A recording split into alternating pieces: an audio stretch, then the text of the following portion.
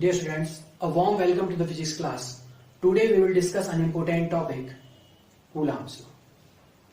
Since we know that an electrostatic force works between two charges, between two like charges an electrostatic repulsive force works, and between two unlike charges electrostatic attractive force works. To measure the magnitude of electrostatic force between two charges, we use Coulomb's law.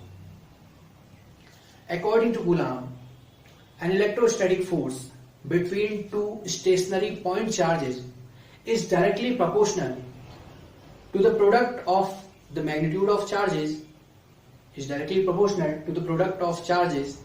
and inversely proportional to the square of the distance between them, and it is always directed along the line joining of the charges. Okay, it is always along the line joining of the charges. Suppose Q1 and Q2 are stationary point charges placed r distance apart from each other. Then, according to Coulomb, electrostatic force is directly proportional to the product of charges and inversely proportional to the square of the distance between them. Okay, F is equal to 1 upon 4 pi epsilon naught Q1 Q2 upon R square. Here 1 upon 4 pi epsilon naught is the proportionality constant. Okay, and the value of 1 upon 4 pi epsilon naught is 9 into 10 to the power 9 Newton meter square per Coulomb square. Okay, this is the proportionality constant. Here a term comes epsilon naught. Epsilon naught is permittivity of free space. Okay, permittivity of free space. Permittivity is a measure of how an electric field affects and is affected by a medium. Okay, permittivity is a measure of how an electric field affects and is affected by a medium. If we calculate the value of epsilon naught from this, then we get epsilon naught is equal to 1 upon 4 pi into 9 into 10 to the power 9. We get the value of epsilon naught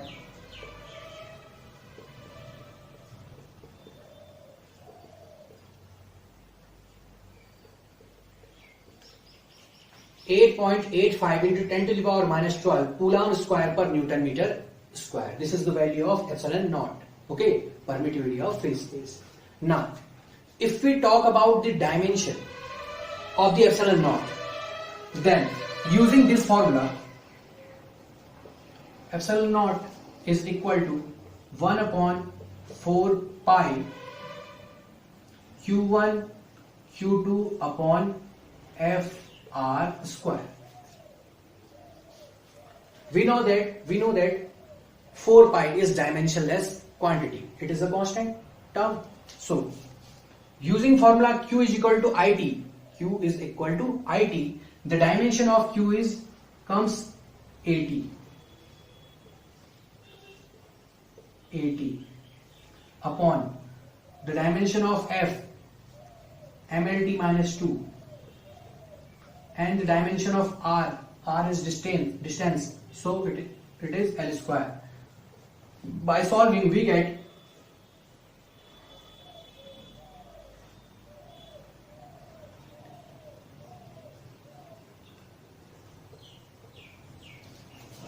m minus 1 L cube T4 A square. This is the dimension of epsilon naught. Okay, if a dielectric is placed between the two charges, if any dielectric, for example glass, paper, oil, is placed between two charges, then the value of electrostatic force affects, and the formula of the Coulomb's law changed to F is equal to 1 upon 4 pi epsilon naught K Q1 Q2 upon R square. This K is dielectric constant.